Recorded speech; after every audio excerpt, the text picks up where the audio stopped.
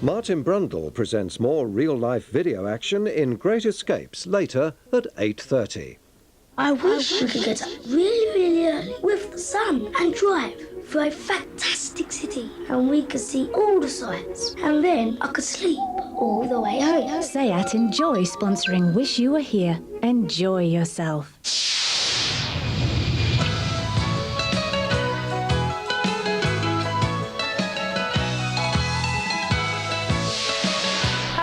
And welcome to Wish You Were Here. Now, what do Admiral Lord Nelson, rum, rings and romance all have in common?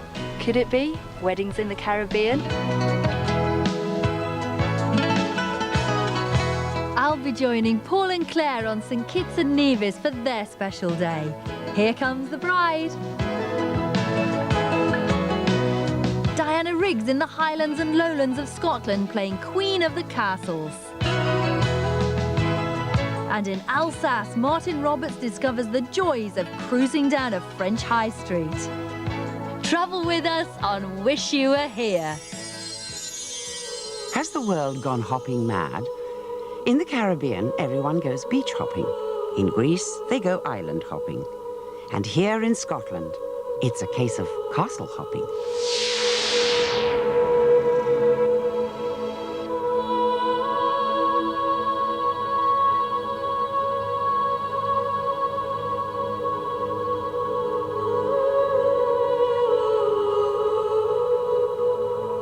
There are 1,750 castles in Scotland. Not all of them ruined, of course, as this one is.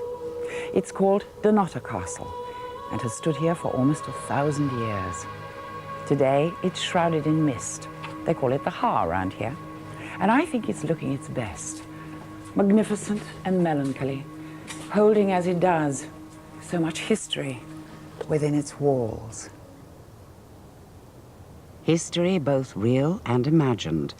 In 1297, Scottish hero William Wallace burned alive a garrison of English soldiers here. In 1990, screen hero Mel Gibson used it for his version of Hamlet.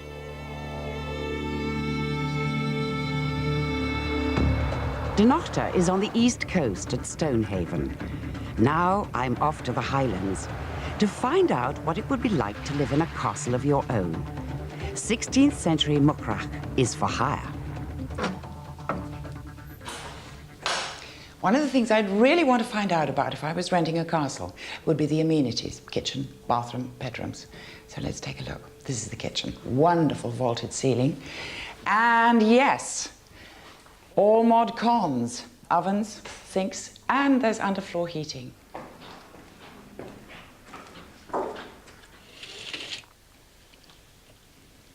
'20th century plumbing and a 17th century bed. What more could you want? Now, most of us move home several times in a lifetime, but the Earls of Strathmore and Kinghorn have stayed put in Glamis Castle for 626 years, and who can blame them?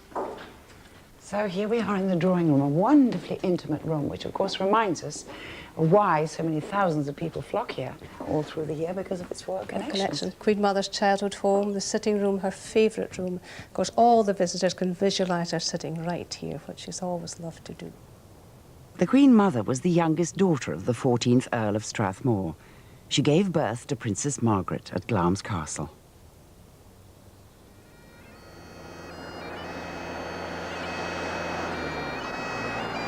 Castle number 4 coming up.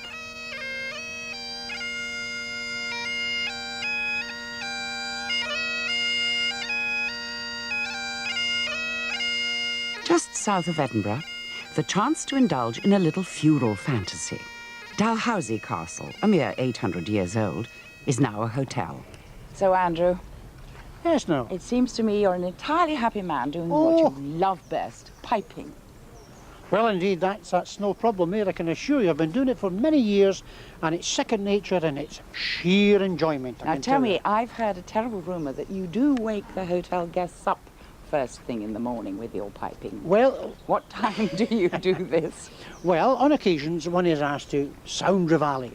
And we have a special time here, and it's 5:32 in the morning. Oh, my goodness. I think I might pass on Reveille, Andrew. Nothing personal, you understand. On into the border country in search of a modest B&B for the night. This'll do.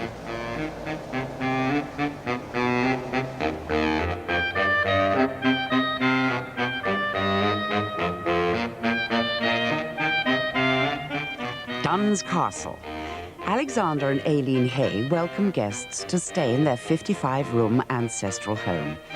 Aileen never forgets her own first impressions. I was 19 and I came up the drive in a car with my future husband, not knowing that, of course, and it just lit upon me. It was totally extraordinary. You come up the front drive and there's this enormous pile. I once heard somebody say it was elephantine. I thought that was very rude. Well, it is. It's much more beautiful than that. I quite agree with you. Yes. And I wondered how I was going to get through the weekend. Lots of people want to come and stay in a castle. Do you resent the loss of privacy at all? I don't think there is a loss of privacy, actually. It's a big house, and you disappear just quite happily. Yes. And it's great fun, because the world comes to us in a way.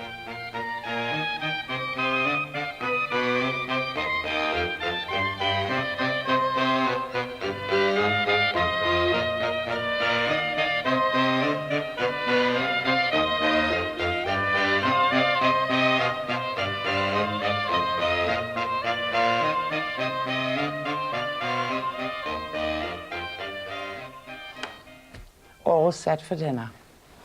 Better not keep them waiting. They've been here since 1696.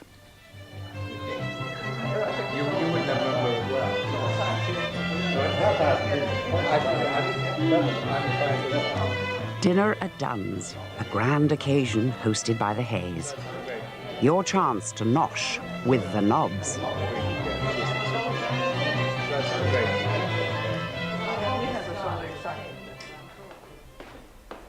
Five castles down, 1,745 to go. I think I ought to stay here. Otherwise, this could run and run and run.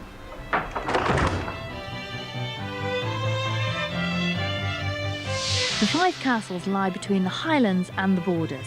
Now, the best thing to do is to fly to Edinburgh or Inverness, or take the train and then hire a car. Invest in a bed and breakfast guide to find cheap and friendly accommodation. If you're interested in history, the National Trust for Scotland publishes a guide to over 100 unusual properties. And our tip, don't rely on the map from the hire car company. Take a detailed Ordnance Survey map with you. But if you like the idea of being king of the castle, you can have 2 nights bed and breakfast at Dalhousie for about £120 per person. Or if there are 8 of you, you could hire Muckrack Castle for 7 nights for about £750. For further information, contact the Scottish Tourist Board. Now then, what's happening to the traditional wedding? These days, couples are leaving families and friends behind as they get married in tropical locations like the Caribbean islands of St Kitts and Nevis. And you can understand why. We've been seduced by the charm and climate of the Caribbean since the colonial days of sugar plantations and naval patrols under the command of one Horatio Nelson. Well, it was under a tree like this that the young Horatio married Fanny Nisbet. She was the niece of a local plantation owner and he was the captain of a visiting frigate. It was a sort of early holiday romance, I suppose. They set a trend that's now a fashion. Claire Standring and Paul Hampton, both teachers, have chosen St Kitts for their wedding. So why don't you get married in Manchester or London, where you come from? You know, the most difficult decision we've had to make is, like, for me, it's been like, well, what shade of lipstick am I going to wear? Or, you know, what am I going to wear in the evening? Well, you know, rather than thinking, have I sent out this invitation, have I done that? I mean, we're going to, you know, we'll have a big party when we get back and we'll celebrate with everybody and do that. But, you know, in terms of, you know, organisation, it's just been so easy and so stress-free. Now, look, forget the lipstick. What about the frock? Well, the dress was made back home in London by my friend Karina. We designed it ourselves. I love it. Yeah. And the What colour about coordination? Beautiful. Yeah? Yeah, it's going to fit perfect. Is it going to fit me? It's going to be great. Yeah. I love it. Perfect for the Caribbean. We'll have to be very careful with the packing. It's been dragged around 3 airports now, and it's being ironed as we speak with the veil, and I'm just dying to get it on now. Can't wait. But first, to find the perfect wedding location. I mean, it's luscious, isn't it? It's absolutely gorgeous. I mean, if you look over there, I mean, this is very early in the morning, and there's already quite a few people arriving. There's a cafe and a restaurant. I don't think you can predict who's going to be there. I suppose I want something a bit more private, a bit more intimate. Can you tell us where we're going today, Oliver? we're going to go to Romney Manor. That's the home of Carabel Batik. Pretty looking place, Plantation Inn, old plantation house. That's where we're heading next. I prefer this to the beach, do you? Yeah, I do. Yeah. I do. I think that we need to have a look at some locations. Yeah, yeah. And there's the tree over there. Yeah. 360 years old. Yeah, or the palm in the background over here. Yeah, well, we'll go for this then. Yeah, definitely. Yeah. Basse-Terre is the island capital. Here, all the formalities are handled for you. The registrar, the marriage licence and so on. The main requirement is that you must be resident for at least 2 days. That gives you a little time to look around the island, a chance to see the craft of batik making. But I'm going to a wedding and I need a hat.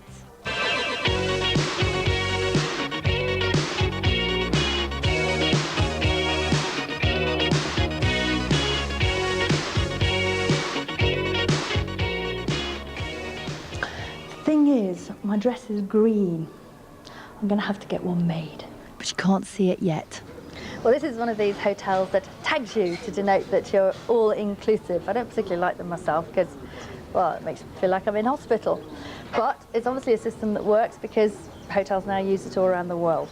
Included are non-motorised water sports like sailing and windsurfing, tennis, all local drinks, 3 meals a day, and use of an 18-hole championship golf course. But there's a catch. You have to hire one of these buggies to get around, and they're $40. So you see, there's no such thing as a free lunch. After the break, the final run-up to the wedding.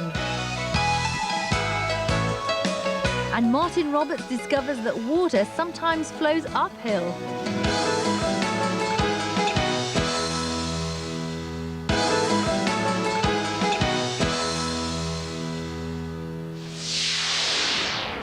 Paul's big day on St Kitts starts early. No nerves. It's a small island. She can't get very far. Get off with you. She'd never do that to you. No, What was it about the Caribbean that you Well, liked? look at this. It's fantastic. Beautiful. Beautiful. We've been to the Caribbean before when we were in Mexico. Yeah. And we thought this would be the place. It's fabulous. Absolutely fabulous.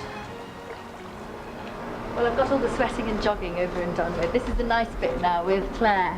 It's all sort of makeup and hairdressing and frocks now. Hi. Hello there. Hi. Good morning. How are you? I'm all right, actually, surprisingly. Good. Maybe you should be. Yeah, I mean, I don't know, I'm kind of a mixture of just sort of excitement and bit of anxiety, but not too much. What exactly are you having done to you? What I'm doing is, Esther's putting in a French plait. I'm going to put these in the back because these match the tiara, so we're going to run those back, and that's my something blue. Oh, to that's match the flowers beautiful. as well. Oh, I can't wait to see you looking all so gorgeous.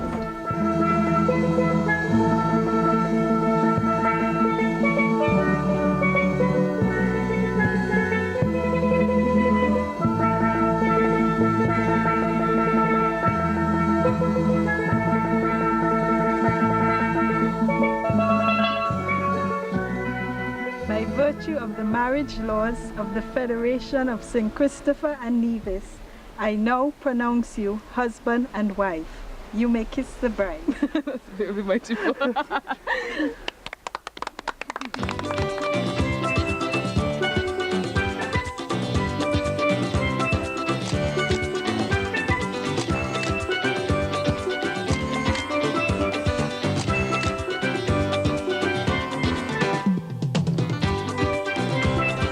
Cheers. Good old Horatio and Fanny for starting all this. Which was just 2 miles away on Nevis. They married on the Montpellier Sugar Estate, today the site of an exclusive country house hotel. Not a bad spot for a hideaway honeymoon too. Nevis is one of the Caribbean's least commercialised islands, with better beaches than St Kitts. Now time I caught up with the new Mr and Mrs Hampton. And what have been the highlights for you? 3 things that happened, all in the space of about half an hour. When we were driving up to Romney Manor to get married, When a Man Loves a Woman came on the radio, and there was just, I couldn't believe it. And then when the steel band started playing Here Comes the Bride, and I was walking across the lawn up to Paul, and then afterwards, after we'd got married, exchanged the vows, going onto the beach and watching the sunset was idyllic.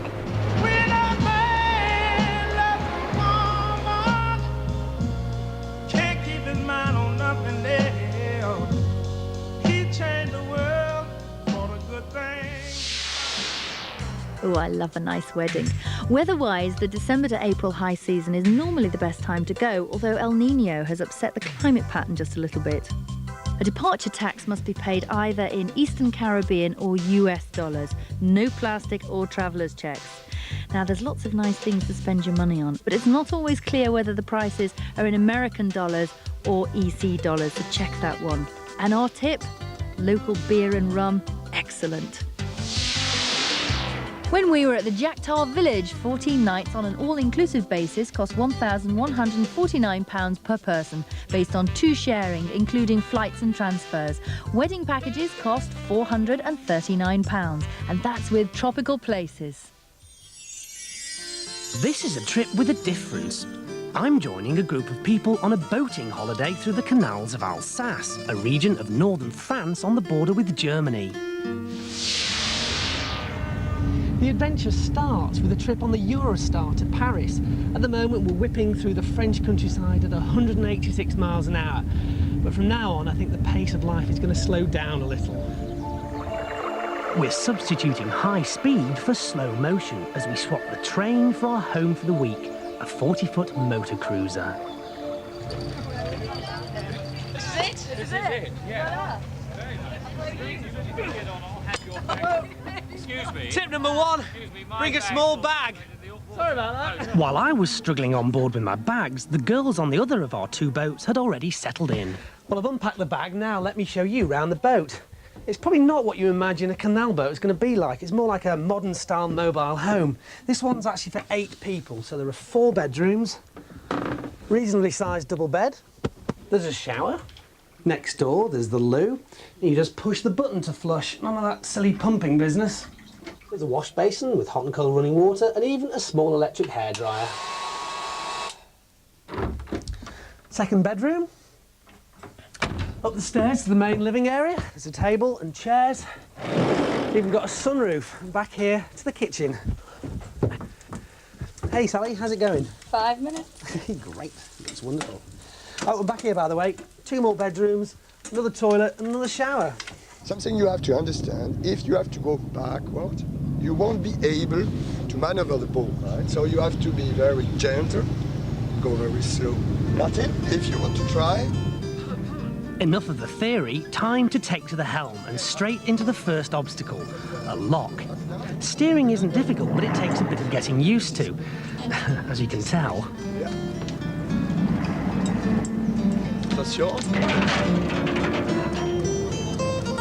Still, no damage done, and we're soon gliding down one of France's most beautiful stretches of waterway at a leisurely pace, chatting and relaxing on deck in the evening sunshine. Each night you're more in a different place, ranging from a secluded spot on the canal bank or, like tonight's, small marina. Then it's off to a local auberge or farmhouse for our first taste of the local cuisine. That seemed to go all right. How far did we travel? Oh, about an hour. An hour? 3 miles. 3 miles? Yeah, that's it. I told you we'd slowed down a bit. Horse riding is just one of a list of activities that you can do along the route. You can pre-arrange it beforehand or organise it when you get there, but it is really a perfect way to explore the countryside of the region. This is what you come to Alsace for. Forests, fields of wildflowers, horses running around. Wonderful. Especially in the sunshine. The horses are easy to ride and never go at more than a leisurely trot.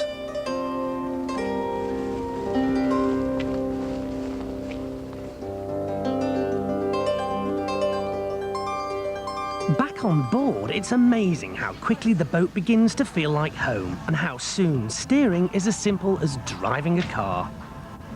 Part of the pleasure is not knowing what's round the next bend, and the fact that it doesn't really matter. The enjoyment is in the travelling, not arriving. In this instance, though, around the corner was a unique piece of mechanical engineering, a boat lift designed to transport boats between the upper and lower stretches of Canal. The lift was opened in 1969 and replaced a flight of 17 locks. It used to take a whole day to go up or down. Now, it takes 4.5 minutes. It's very bizarre. Here in Alsace, it's not just the boats that move, it's the whole canal.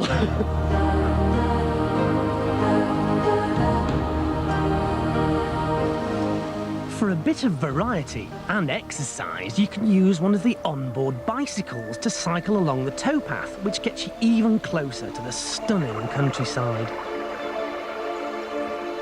Then it's back on the boat as you moor up and start another idyllic evening with a complete cliché. But isn't it glorious?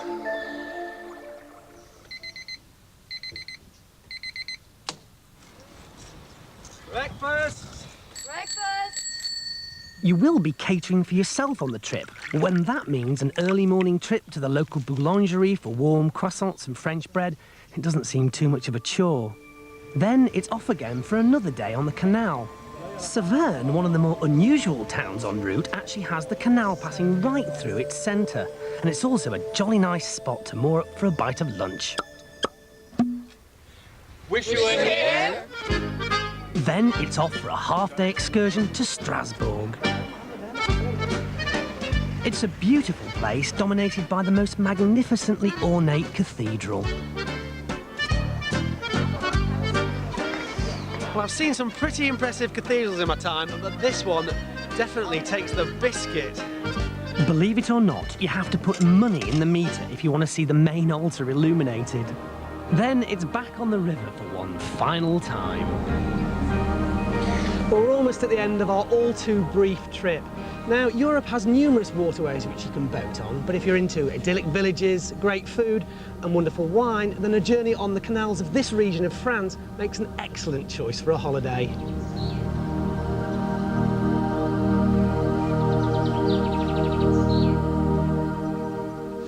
Now let's take a look at the fact file. Boats sleep anything up to 12 people, but go for the biggest you can afford because it's going to give you more room.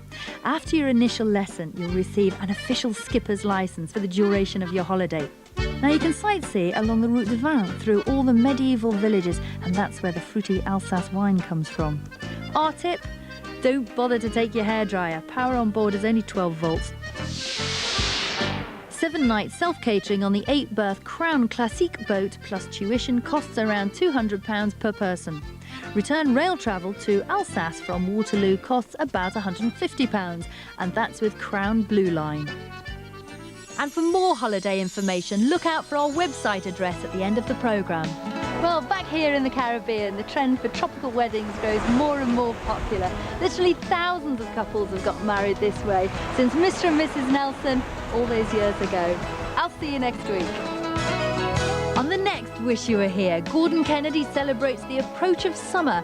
Hi, Anthea, Nanook of the North here. As you can see, I've come sunbathing to Alaska using planes, trains and a huge big boat. Judith Chalmers is in New Zealand with her husband Neil, who served there for 2 years as a naval officer. And I think that may qualify me to act as a guide for Britain's most travelled woman, allegedly.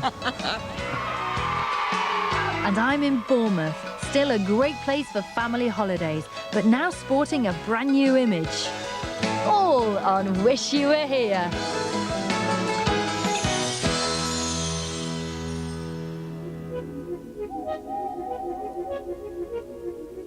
SEAT enjoy sponsoring Wish You Were Here. Enjoy yourself. Information's available from Wish You Were Here, sponsored by SEAT Cars. For a copy, send a stamped addressed envelope marked Wish You Were Here 12 to this address. For a programme summary, turn to ITV Text, page 656. The fact sheet's produced in association with Going Places.